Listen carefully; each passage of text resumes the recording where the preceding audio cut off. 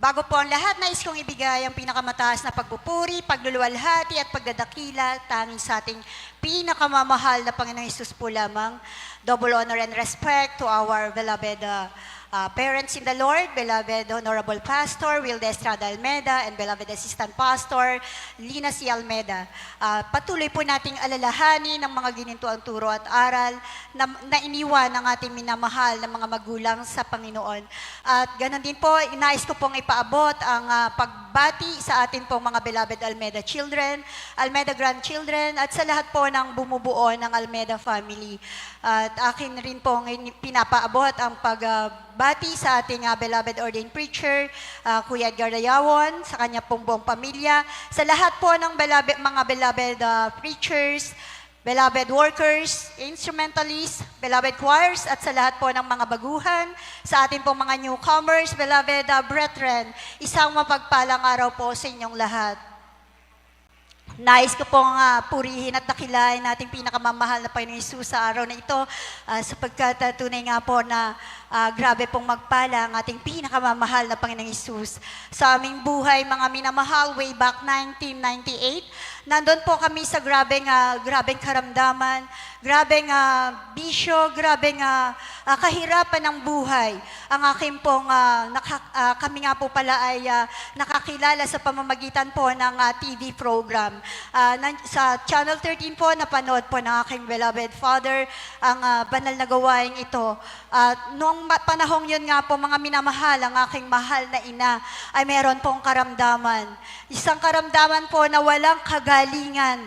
At yan nga po ay yung tinatawag na cancer of the brain. Ang aking pong mahal na ina ay tinaningan na po ng doktor ng 3 buwan na buhay, mga minamahal. Nandiyan po mga minamahal, sabi nga po, kailangan daw pong mag-undergo sa operation ng aking mahal na ina. Subalit, sabi nga po ay wala pa rin kasiguraduhan. Kaya po, hindi na lamang po nagpa-opera ang aking mahal na ina at umasa na lamang po sa habag at awa ng mahal na Panginoon nang matagpuan po ng aking mahal na ama ang banal na gawain ito sa dako po ng Cuneta Astrodome. Tunay nga po ang kami po ay pinagpala ng ating pinakamamahal na Panginoong Hesus sapagkat nang kami po ay mabautismuhan sa dako po dito po sa dako ng Wakas, Tayabas, Quezon. Ang aming pong mahal na ina, siya po ay pinagaling ng ating pinakamamahal na Panginoong Hesus. Wala pong gamot na ginamit, wala pong operasyon. Ang kanya pong buhay ay dinagdagan ng mahal na Panginoong Hesus ng 16 na taon. At tunay nga po mga minamahal, ako rin po ay nagkaroon ng karamdaman. Noon pong 2014, habang ako po ay nasa ibang bansa sa dako po ng UAE, ako po ay nagkaroon ng karamdaman, inagasan po ako ng dugo. Nasa 3 buwan at kalahati, mga minamahal, na walang tigil ang aking pagdurugo. Subalit, andyan mga minamahal ng mga panahong yon, sabi ko nga po, ang karamdamang yon ay hindi po para sa aking ikamamatay, sapagkat yon ay isang paglilinis ng ating pinakamamahal na Panginoong Hesus. Tunay nga po mga minamahal, sa loob lamang po ng 1 linggo, sabi nga po noon, ako po ay na findings ng doktor, nagkaroon po ako ng diagnosis na ito po'y going to cancer. Nagkaroon po ako ng sakit sa uterus, mga minamahal. At sabi nga po, kung hindi ako magpapa-opera, maaaring magtuloy-tuloy na po ito sa isang cancer. Subalit, ang aking pong pananampalataya, nag-release po ako 100% na pananampalataya. At ako po, mga minamahal, humingi ng backup prayer sa ating mga beloved workers. At sa pangunang panalangin ng ating minamahal na pastor, ako po ay pinagaling ng ating pinakamamahal na Panginoong Hesus. Walang gamot na ginamit, walang undergo na operation. Tunay na pagpapala na tayo po ay napabilang sa banal na gawain ito sapagkat dito ang Diyos ay buhay at tunay na nagbabago ng ating buhay, nagpapagaling ng ating mga karamdaman. Sa mga doktor na wala ng kagalingan, sa ating mahal na Panginoong Hesus, walang imposible. At nais ko rin pong purihin nating pinakamamahal na Panginoong Hesus. Dati-rati po, ako po ay namumuhay ng walang kabanalan. Grabe po ako kung mag-inom kahit po ako ay babae. Andyan po mga minamahal minamahal, bilang isang maubanin, sabi nga po, kilalang kilala sa lakas na makipag-inuman ng mga kababaihan. Subalit, nang ako po ay makakilala sa banal na gawain ito, ako po ay binago ng lubusan ng ating pinakamamahal na Panginoong Hesus. Hindi Praise na the po ako Lord, nakatikim ng anumang nakalalasing na alak. Ganon din po mga minamahal sa aking pananamit. Binago po ako ng ating pinakamamahal na Panginoong Hesus.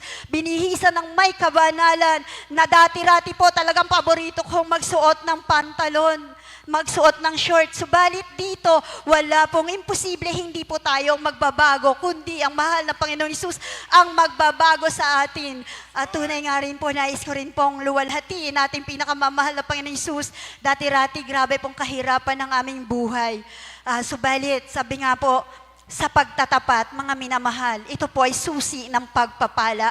Masasabi ko po mga minamahal, kahit nasa ibang bansa po ako noon, kulang at kulang kung aking aasahan lamang ay ang sarili kong kakayahan. Subalit dahil po sa pagpapala ng mahal na Panginoon, sa pagsunod, sa kalooban, sa pagbibigay, kami po ay pilubusang pinagpala. Dati-rati po wala kaming sariling tahanan, wala kaming sariling lupa, walang sariling sasakyan. Subalit, nang kami po ay magpatuloy sa paglilingkod, kami po ay biniyayaan ng ating pinakamamahal na Panginoon Hesus na hindi lamang isang bahay, dalawa, at hindi lamang din po isang lupa, hindi lamang din po dalawang lupa, kundi higit pa. At tunay nga po glory to mga God. minamahal, Praise the dito Lord. ang Diyos ay mapagpala sapagkat hindi lang po doon nagtatapos mga minamahal. Noon po, dati-rati po, mag-isa lang po akong nagtatrabaho sa aming pamilya. Kung kaya ako'y nakarating sa ibang bansa. Subalit, noon nga po, nasa dako po ako ng Abu Dhabi. Nandiyan po mga minamahal na bagong graduate lang po noon ng aking mga minamahal na anak. Yung pong aking panganay, mga minamahal, nag-apply po yan bilang isang criminologist, mga minamahal. Nag-apply po yan sa PNP, subalit sabi ko nga po, hindi dyan kalooban, ayaw kong magtrabaho ka dyan. Sapagkat hahawak ka ng baril, hindi ko gusto. At hindi rin yon nakakalugod sa ating pinakamamahal na Panginoong Hesus. Subalit, mga minamahal, nag-apply po siya sa Bangko Sentral ng Pilipinas, mga minamahal, wala pong backer, kundi ang mahal na Panginoong Hesus lamang po ang ating backer. Nandiyan mga minamahal, pinagpala po, natanggap po ang aking minamahal na anak sa Bangko Sentral bilang isang security force, mga minamahal. At hindi rin po nagtagal mga minamahal from sa mababang posisyon. Ngayon po ay na-promote na din po siya, mga minamahal. At tunay nga po na yung po'y pinasasalamatan ko sa ating pinakamamahal na Panginoong Hesus, sapagkat kung hindi po tayo tinuruan na magbigay, hindi po tayo hindi po kami pagpapalain ng ganyan, mga minamahal. Nandiyan nga po mga minamahal, simula po nung ako pinagaling ng ating pinakamamahal na Panginoong Hesus, hindi na po ako nagkaroon ng mga malulubhang karamdaman. Bagaman nandiyan po nagkakaroon ng karamdaman na pananakit ng kung ano-ano, yun po'y normal lang bilang isang Kristiyano. At nais ko rin pong purihin at pasalamatan, mga minamahal, na noon nga po panahon ng pandemic, bilang isang guro, mga minamahal, kami po talaga ay nandiyan na hiniling na magpabakuna. Subalit, andyan po mga minamahal, talagang grabe po yung pag-uusig sa amin pong eskwelahan, bilang isang malaking eskwelahan.